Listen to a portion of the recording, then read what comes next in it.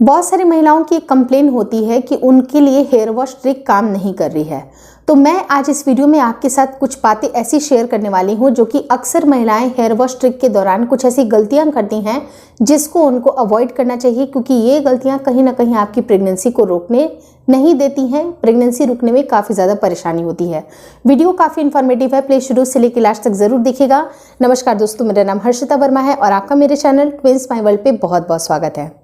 सबसे पहले ज़रूरी चीज़ है कि आपकी प्रेगनेंसी हेल्दी होने के लिए आपका हेल्दी लाइफस्टाइल का होना ज़रूरी है, क्योंकि तभी आपका शरीर अगर अच्छा होगा तो आपकी हेल्दी प्रेगनेंसी रुकेगी। और बहुत सारे टिप्स एंड ट्रिक्स मैंने ऑलरेडी अपने चैनल पे बताए हैं जिसको आपको नियमित फॉलो करना है, लेकिन कुछ बातों का ध्यान आपको ओव्यूलेशन के तुरंत बाद ही रखना है। ओव्यूलेशन के समय में आपको राइट टाइमिंग को अपनाना है जिससे कि आप रिलेशन में रहें, क्योंकि राइट टाइमिंग पे और सही टाइम पे अगर आप फर्टाइल टाइम पे अगर आप रिलेशन में रहते हैं तो ही आपकी प्रेगनेंसी रुकेगी। चाहे आप पूरे महीने रिलेशन प्लान करें, लेकिन फर्टाइल डेज में अगर आपने स्किप कर दिया तो आपकी प्रेगनेंसी नहीं रुक सकती है। चाहे आप कितनी सारी भी टिप्स अपनाइए, कोई भी ऐसी मेथड अपनाइए, कोई ट्रिक अपनाइए, कोई भी चीज़ें काम नहीं करेंगी। आपको फर्टाइल डेज का ध्यान रखना बहुत ज़्यादा ज़रूरी है कि आपका ओव्यूलेशन के समय में हस्बैंड वाइफ रिलेशन में ज़रूर रहें।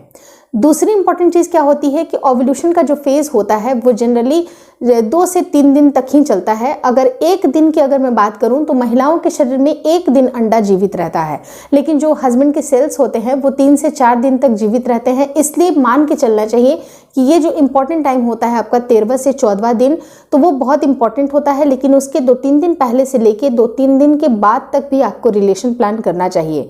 लेकिन ये जो पीरियड होता है उसको आपको स्किप कर देना चाहिए। उसके बाद भी अगर आप रिलेशन मेंटेन कर सकते हैं तो ज़रूर करिए, लेकिन जैसे ही पीरियड का 20वां दिन आता है तो 20वें दिन के बाद से आपके ओव्यूलेशन की कोई भी एक्टिविटी नहीं होती है।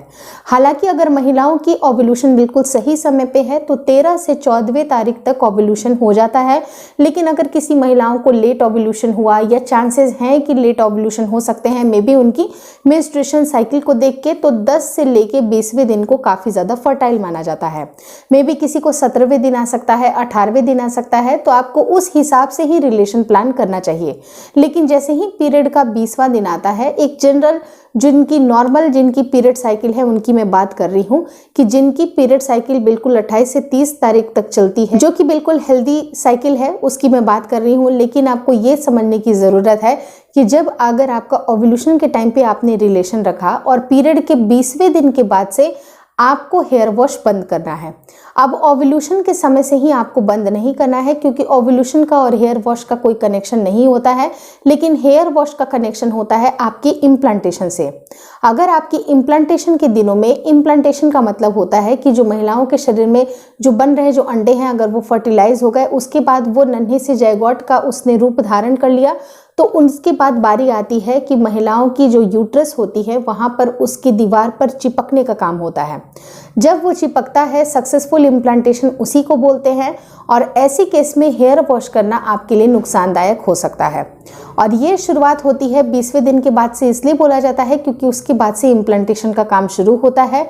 आपको ओव्यूलेशन के समय से ही हेयर वॉश को बिल्कुल स्किप नहीं करना चाहिए। आप जैसे अपने दिनचर्या में नहाते हैं, जिस तरह से हेयर वॉश करते हैं, आप बिल्कुल वैसे ही करिए। लेकिन जैसे ही आपका पीरियड का 20वां दिन बीत जाता है उसके बाद से आपको हेयर वॉश बंद करना है। अब सवाल आता है कि कब तक बंद करना है और कब फिर करना है।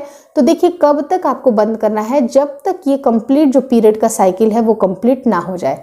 जैसे मान लीजिए कि 1 तारीख से लेके 30 तारीख अगर आपकी पीरियड साइकिल है, तो जिस दिन आपका पीरियड का डेट है उस दिन तक भी आपको इंतजार करना है। और पीरियड का डेट मिस हो जाए, यानी कि आपकी प्रेगनेंसी कंसीव हो जाए, तो इमीडिएटली अपने डॉक्टर से आपको मिलना है। वहाँ पर ज़रूरी जो मेडिकेशन है, जैसे कि प्रोजेस्टेरॉन के इंजेक्शंस, आयरन की टैबलेट, फोलिक एसिड की टैबलेट, कैल्शियम की टैबलेट, अगर आप मेडिकेशन पे हैं और आपका अल्ट्रासाउंड हो चुका है जो कि बिल्कुल हेल्दी प्रेगनेंसी को डिनोट कर रहा है, आपकी प्रेगनेंसी में कोई कॉम्प्लिकेशन नहीं है, उसके बाद आप आराम से गुनगुने पानी से या बिल्कुल एकदम नहाने के टाइम पे, ऐसा नहीं कि शाम के वक्त आपको बस स्नान कर लेना है, आपको अर्ली मॉर्निंग जैसे कि 7-8 बजे, 9 बजे, 10 बजे, जो भी आपकी नहाने की यूजुअल टाइमिंग है उस टाइम पे आप हेयर वॉश कर सकते हैं, कोई प्रॉब्लम नहीं है। आपको समझ में आ गई होगी मेरी सारी बात कि आपको कब हेयर वॉश करना चाहिए। जब आपकी प्रेगनेंसी कंसीव आ जाती है, जब आपको डबल लाइन दिखती है, डॉक्टर से मिलने के बाद, ये तमाम प्रोसेस होने के बाद ही आपको करना है।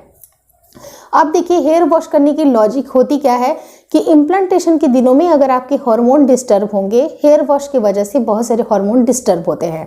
अब डिस्टर्ब इस वजह से होते हैं क्योंकि बहुत बड़ा कनेक्शन होता है आपके सर का।